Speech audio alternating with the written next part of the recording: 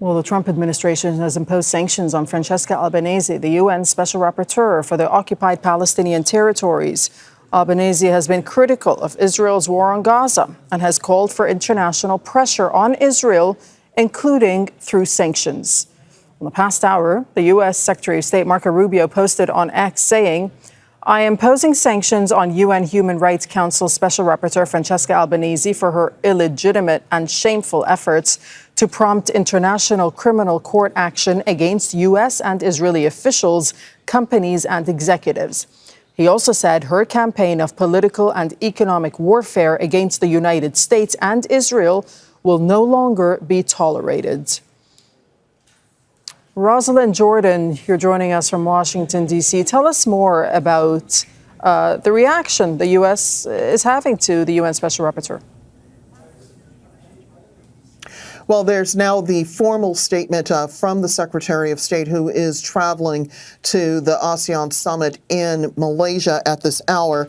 And I'm quoting from Marco Rubio's statement.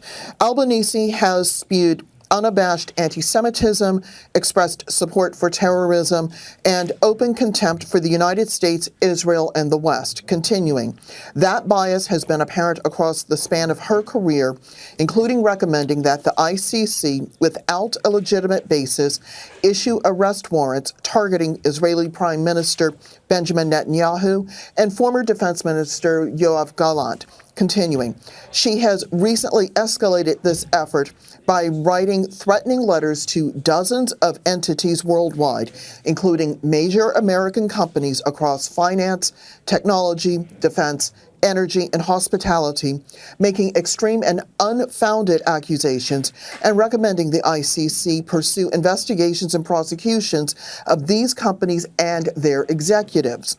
We will not tolerate these campaigns of political and economic warfare, which threaten our national interests and sovereignty. So, in essence, that's the justification, according to the Secretary of State Marco Rubio, for these new sanctions against Francesca Albanese. It is assumed that this means that she will not be able to get a visa to come to the United States to continue her work, even though she is working with the United Nations, and generally visas are granted for persons who are going to the UN headquarters in New York. It also means that likely if she has any financial or real property interests here in the United States, that she will not be able to access them. And finally, usually sanctions of this nature include punishments for people and entities that engage with her because of the sanctions against Francesca Albanese. Okay, thank you so much. Rosalind Jordan reporting from Washington, D.C. Now, the U.S. Make sure to subscribe to our channel to get the latest news from Al Jazeera.